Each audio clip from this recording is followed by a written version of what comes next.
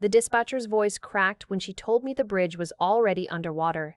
I was standing in 18 inches of floodwater in my own kitchen at the time, phone pressed so hard against my ear it left a mark, and the only thing I could think to say was my husband's name.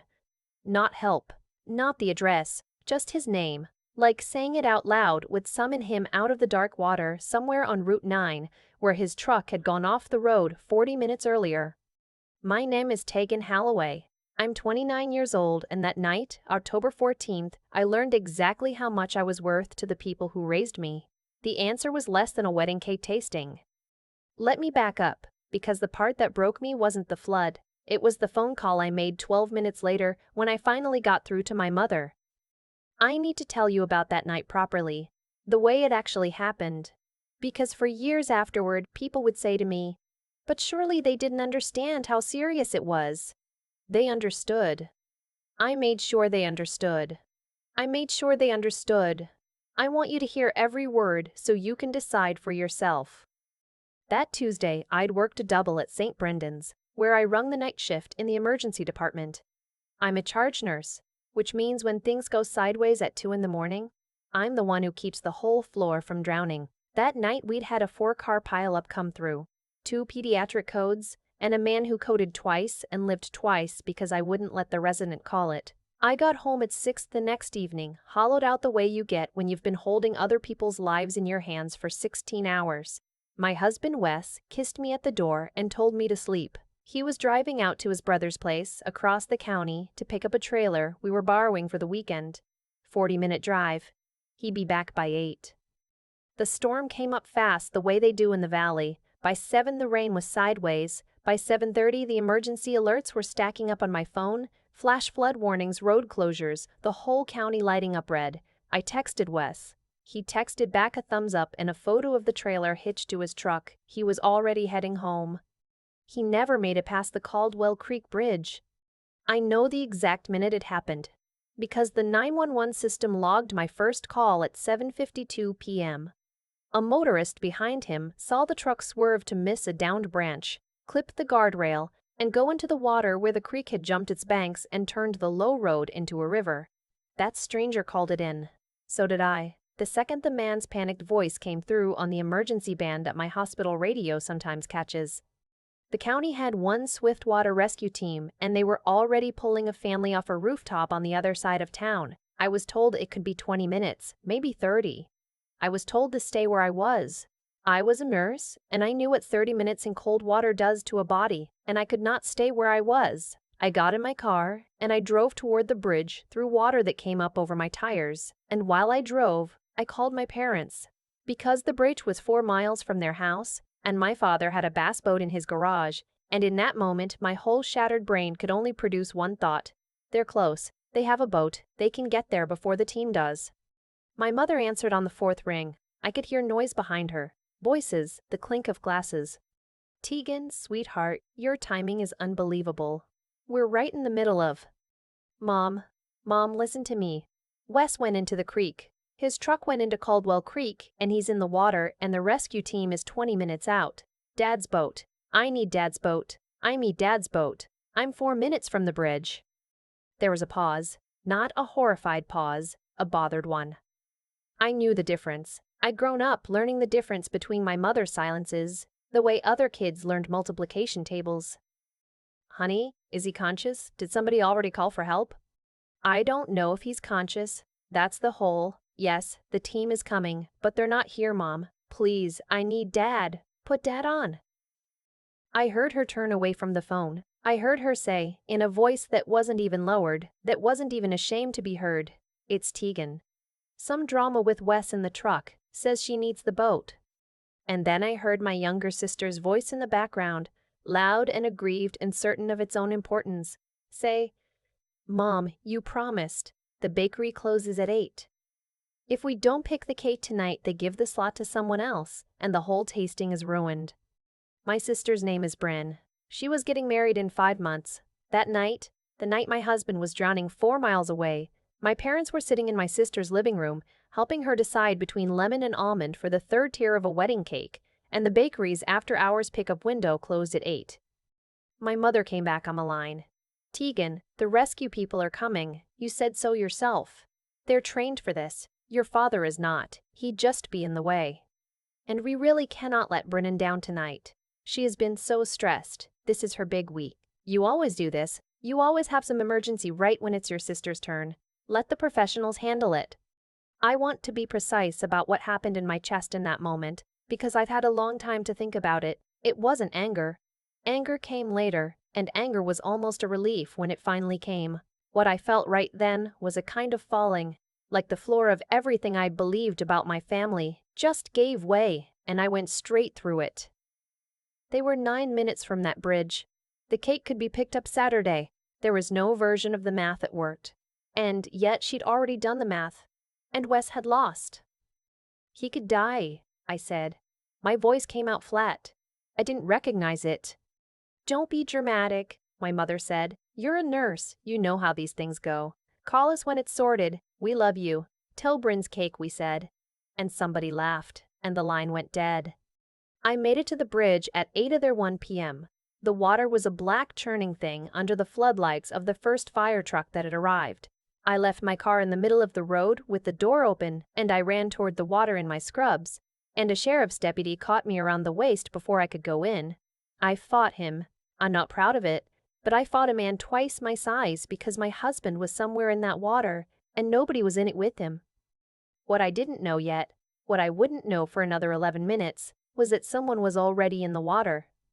His name was Mateo Reyes. He was 26 years old, and he drove a tow truck for the county, and he'd been 3 cars back when Wes went off the road. He didn't have a boat or a rope or any business going into floodwater in the dark. He had a length of chain from his truck, and the stupid, blinding courage that I have spent every day since being grateful for and terrified by in equal measure. He'd waded out along the guardrail, hooked the chain to a tree, and gone hand over hand into the current toward the half-submerged cab where Wes was pinned with the water rising past his chest. When my father finally walked onto that bridge, it was 11:40 at night, almost 4 hours later. Wes was already out of surgery by then. And the first thing my father saw when he came looking for me in the waiting room at St. Brendan's, the hospital where I'd worked for 6 years, the hospital where every nurse on that floor knew exactly what my family had done. Was the young man asleep in the chair beside my husband's bed? My father stopped in the doorway. His face went the color of wet ash. Because he recognized the kid. Everyone in that county recognized the kid by midnight because the motorist who'd filmed the rescue had already put it online. And Mateo Reyes pulling a stranger out of Caldwell Creek with a tow chain was the only thing anyone was talking about. And my father, who had refused to drive 9 minutes with a boat in his garage, was now standing in the presence of a 26-year-old who had nearly drowned for free for a man he'd never met. Tegan, my father said. His voice was shaking. What is? Why is he? Don't, I said. I didn't even stand up. Don't you say one word. And that's where everything actually began. Not the flood. The flood was just water. What began that night was the slow, deliberate dismantling of a lie I'd been paying to keep alive for most of my adult life. Let me take you back, because you need to understand how I got here, how a grown woman with a career and a husband and a brain that works fine under pressure ends up calling her mother for a boat instead of just being the daughter someone races to save. I was the responsible one. That's the role they gave me before I was old enough to refuse it. Bryn was 4 years younger, and she was the bright one. The fragile one, the one who needed everyone's hands cupped around her like a flame in the wind. I was the one who could handle things.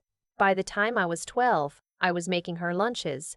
By the time I was 16, I had a part-time job and was buying my own school clothes so the money could go to Bryn's dance lessons, Bryn's braces, Bryn's traveling soccer team that she quit after 1 season. I put myself through nursing school, loans and night shifts and a lot of ramen. And the month I graduated, my father sat me down at the kitchen table with a folder, the same kitchen table where my mother had just told me Wes could wait. We need to talk about the house, he said. The house had a second mortgage on it. My parents had refinanced twice to cover what they called Bryn's opportunities, and now the payments had ballooned and they were 3 months behind and the bank was making noises. My father slid a paper across the table. He needed a cosigner. Someone with a steady income and good credit and a profession banks liked. A nurse, for instance. I was 23. I had $11,000 to my name and a starting salary that felt like a fortune after years of ramen. And I loved them. God help me. I loved them. And I wanted them to be proud of me. And signing that paper felt like proof that I'd finally become someone whose name was worth something. It's temporary, my father said. Just till we get back on our feet. You won't have to pay a dime. This is just so the bank sees a strong name on the loan. I signed. Of course I signed. That's what the responsible one does. Within a year I was making the payments. Not all of them at first, just the months they came up short, which turned out to be every month. By the time I met Wes, I was putting $1,900 a month into a house I didn't live in and would never own, and I'd stopped telling people about it because I was ashamed, and because some animal part of me knew that if I said it out loud, somebody would tell me to stop, and I wasn't ready to stop because stopping meant admitting what it meant, that I couldn't stop. Wes knew. Wes was the only one who knew the whole of it. Early on, maybe our third or fourth month together, he saw the bank transfer on my phone and asked about it, and I told him the truth because I was too tired to lie to him. He didn't lecture me. He just got very quiet, and then he said, "Tegan, who paid your way through nursing school?" And I said, "I did." And he said, "Right. So why are they acting like you owe them?" I didn't have an answer. I didn't have an answer for 6 more years. It wasn't only money. Money you can almost forgive, because money is abstract. It was everything else. It was the graduation they missed because Brennan had a quote-unquote audition that turned out to be a karaoke night with friends.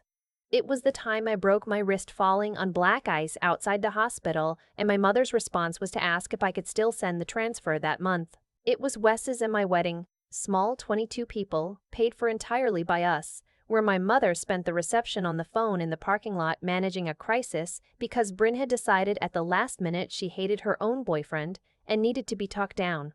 My mother gave a toast at my wedding that mentioned Bryn 6 times and me twice, and one of the 2 times was to say how generous I'd always been with the family. Generous. She used the word like a leash. And the lies.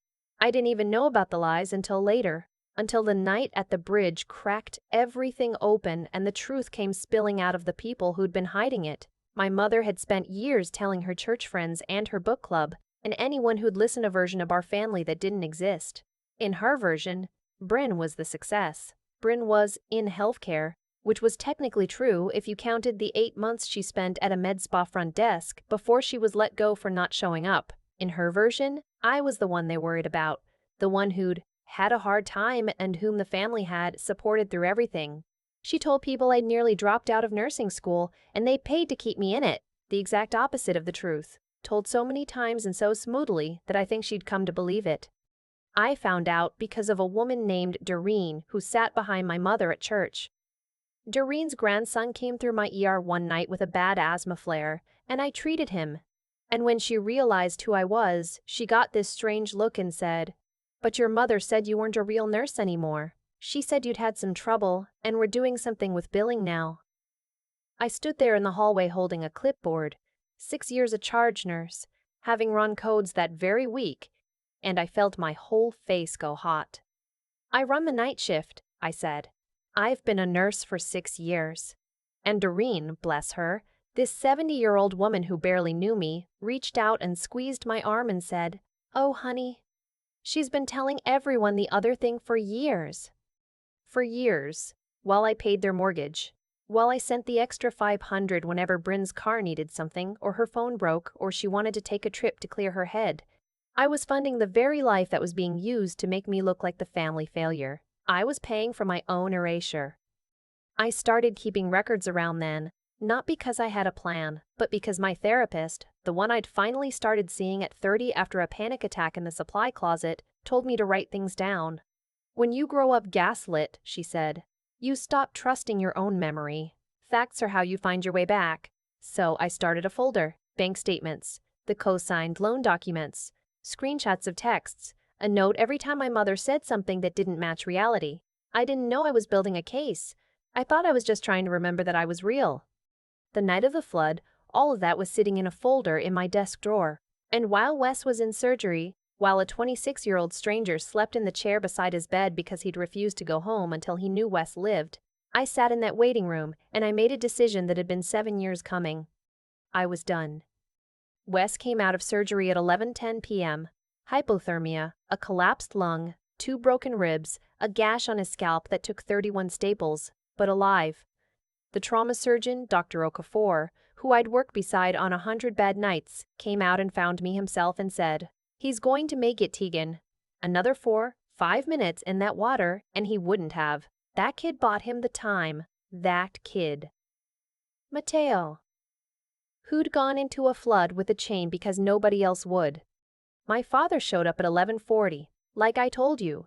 My mother came 20 minutes after him, having stopped, I would later learn, to drop the cake at Brenna's apartment first. They came into that waiting room with their faces arranged into concern, my mother already reaching into her purse, and I watched her pull out her checkbook before she'd even said hello to me. Before she asked if Wes was alive, she pulled out a checkbook, because somewhere in her mind this was a thing that money smoothed over, the way money had smoothed over everything for 30 years. "Tegan, oh my God, we came as soon as we could."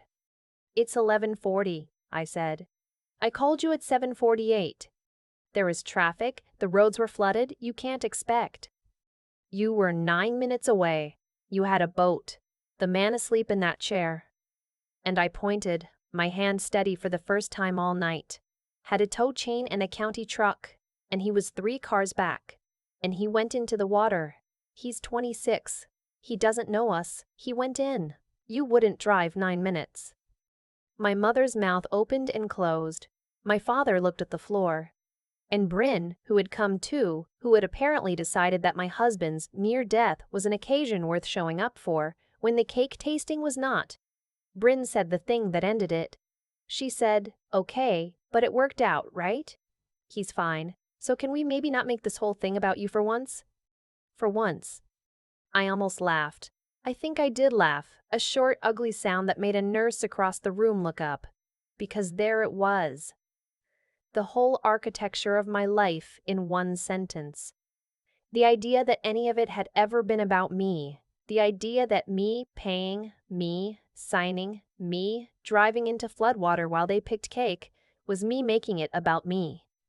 Dr. Okafor was still standing near the desk, and behind him, having heard the radio chatter and come down because she'd heard one of her own nurses was in crisis, was Patrice Linguist, the hospital's chief nursing officer, 58 years old, 30 years in trauma, a woman who had hired me and mentored me and once told me I was the best charge nurse she'd trained in 2 decades.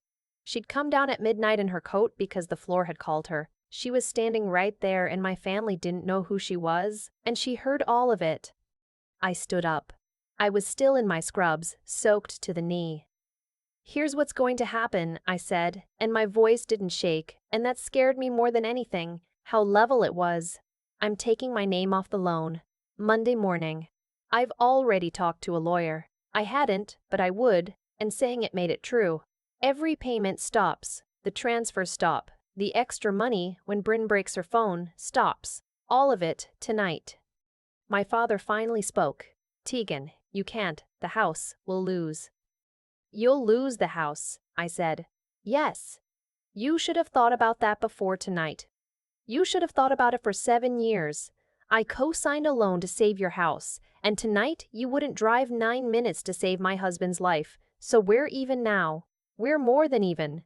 I've been paying you back for being born, and I'm finished." "You're upset," my mother tried. "You're not thinking clearly. You've had a shock." "Patrice," I said, and I turned to the woman in the coat.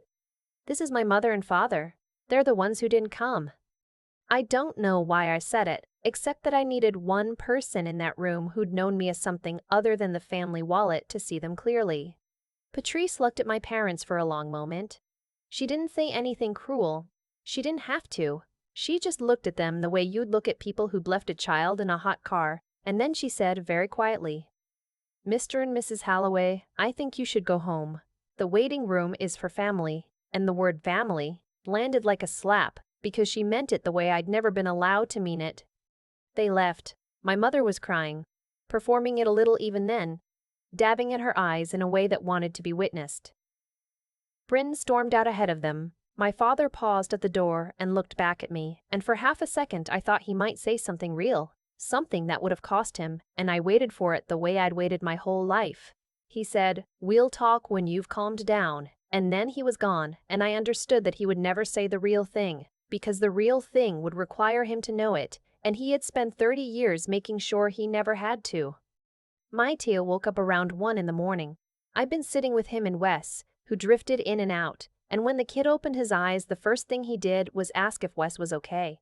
26 years old, hypothermic himself, a blanket around his shoulders, and his first question was about a stranger. I told him Wes was going to live because of him. He got embarrassed, the way young men do, and mumbled that anybody would have done it. I said no. I said, nobody else did. I called people who were 9 minutes away and they didn't. You were 3 cars back and you went into a flood. That's not anybody. That's you. He didn't have an answer for that. He just nodded and looked at his hands. And I saw they were torn up from the chain, raw and scabbed, and I cleaned and dressed them myself right there, because I'm a nurse and because somebody in this family should know how to take care of the people who show up. The video went everywhere. By the next afternoon, it had 4 million views. A county tow truck driver going hand over hand into Caldwell Creek. The local news ran it.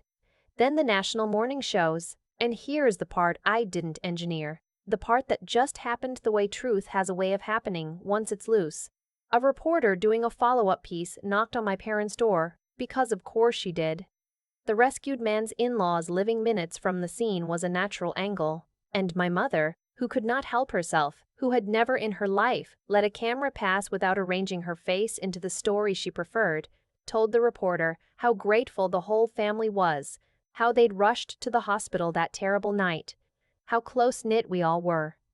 It aired, and the comments underneath, from people in our own town, people who'd been at that bridge, people who'd seen me fighting a deputy at the water's edge alone, were not kind. Somebody who'd been there wrote that the family in the interview was nowhere near the bridge that night, that the only people in the water were a tow truck driver and the wife. Somebody else wrote that they'd heard the parents were at a cake tasting. I didn't plant a single word of it. I'd spent 7 years keeping their secret. The town did in 2 days what I'd been too loyal to do. My mother called me 11 times that week. I didn't answer. She left voicemails that started furious and ended pleading. The bank had sent the first letter. Without my name, my income, my credit propping up that loan, the numbers didn't work anymore. And they'd known the numbers wouldn't work. That was the entire reason I'd been roped into it at 23. The last voicemail she left, the one I did listen to, all the way through, she said, "After everything we did for you." And then she couldn't finish, and the message just ran out on the sound of her breathing. After everything we did for you. I sat with that one a long time. I made myself actually examine it the way my therapist had taught me, instead of just letting it land in the old soft place where it always landed and did its old work. What had they done for me? I went through it honestly. They'd housed and fed me, which is the floor, not the ceiling, of being a parent. And after that, the ledger ran one direction. The school clothes I bought myself. The nursing degree I funded myself. The mortgage I'd paid for 7 years. The reputation they'd spent on the wrong daughter while spending mine into the ground. After everything we did for you. I finally understood the sentence. It wasn't a description. It was a spell. And it only worked as long as I agreed not to count. I counted. Wes came home 11 days later, ribs taped, a long pink scar through his eyebrow that I will love until I die. The first night he was home, we sat on the back porch and I told him everything I decided, and I waited for him to be careful with me, the way you're careful with someone who's just set fire to their own family. He wasn't careful. He took my hand and he said, "I've been waiting 7 years for you to let yourself off the hook. Welcome back." And I cried finally, the crying I hadn't been able to do in the waiting room, the crying that had been stuck behind 7 years of being the strong one. The lawyer was real by then, not just a thing I'd said to make my voice sound steady. It took 4 months, but my name came off the loan. My parents had to sell the house I'd been bleeding myself to keep, and they downsized to a rental across town. And I felt the thing I'd been afraid I'd feel, the guilt. And I let it come. And I let it go, because guilt that's been installed in you by people who benefit from it is not the same as guilt you've earned. Bryn got married in the spring. I wasn't invited, which was its own kind of answer, and which I was, by then, almost grateful for. I heard the wedding was beautiful. I heard it was also somewhat strained, because half the guests had seen the news in the comments, and there's only so long a story holds together once the town has decided it knows the real one. We stayed close with Mateo. That's the part I want you to hold on to, if you hold on to anything. He and Wes became the kind of friends that men become when one of them has carried the other out of a river. He comes to dinner. He fixed our fence last summer and wouldn't take money, so I made him a casserole every week for a month until he begged me to stop. When our daughter was born this past winter, we gave her his name for a middle name, Mara, after my grandmother, and Reyes the rescue in the middle, and Wes cried harder at the naming than he did at the wedding. I went back to work after my leave. I still run the night shift. I still keep the floor from drowning at 2 in the morning. But something's different in me now, and the new nurses notice it without being able to name it. There's a thing that happens to people who grow up being the family's emergency fund, the family's reliable disappointment, the responsible one. You learn to make yourself small and useful and silent. You learn that love is a bill you pay, and you can be very, very good at your job and still not believe, somewhere underneath, that anyone would cross a flooded road for you. A stranger crossed a flooded river for my husband with a chain in his hands. My parents wouldn't cross 9 minutes of dry road. I spent 29 years getting that backward, thinking blood was the thing that made someone show up. It isn't. Showing up is the thing that makes someone family. Everything else is just a story people tell to keep you paying. My daughter is 4 months old. She will never once in her life wonder whether her mother would come for her. She won't have to learn the difference between a horrified silence and a bothered one.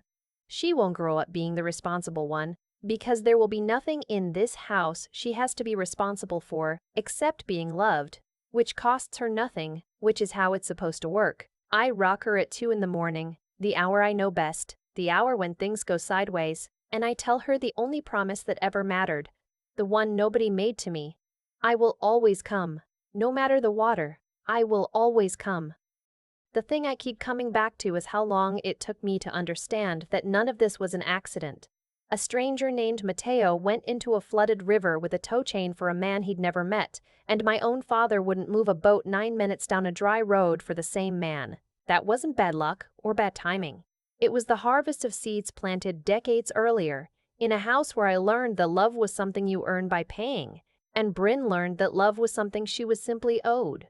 We both grew exactly the way we were planted. I became a woman who drove into floodwater for other people and couldn't believe anyone would do it for her. And my parents became people who genuinely thought a cake tasting and a near drowning belonged on the same scale. What pulled me out wasn't anger, though anger had its place. It was 3 quieter things, and I want to name them honestly because they're the only things that ever actually changed my life. The first was learning to tell right from convenient. For years I called my silence loyalty, but loyalty to people who lie about you isn't a virtue, it's a wound you keep open on purpose. The night I finally said no in that waiting room, I wasn't being cruel, I was being honest for the first time, and there's a difference between the two that took me 29 years to feel in my body. The second was clear sight. My therapist gave me one sentence that saved me, that facts are how you find your way back when you've been gaslit. So I kept the folder. The bank statements, the texts, the loan I co-signed at 23. I stopped trusting the story and started counting the numbers. And the numbers told a truth my heart kept arguing with. Wisdom, for me, was just refusing to look away from arithmetic that hurt. The third was the hardest, because it had no payoff while I was doing it. It was the strength to keep standing in the discomfort of disappointing people who were never disappointed in themselves. To let the house sell, to let my mother's voicemails run out unanswered, to feel the guilt they'd installed in me, and let it pass through without obeying it. Endurance isn't loud. Mostly it's just choosing, every morning, not to pick the phone back up. I gave my daughter Mateo's name in the middle, and Wes cried harder at that than at our wedding. She's 4 months old. She will never learn the difference between a horrified silence and a merely inconvenienced one, because she will never hear the second kind from me. If there's anything I'd want you to carry out of my story, it's this. Blood doesn't make someone show up. Showing up makes someone family. Everyone else is just selling you a story, and you are allowed, finally, to stop paying for it.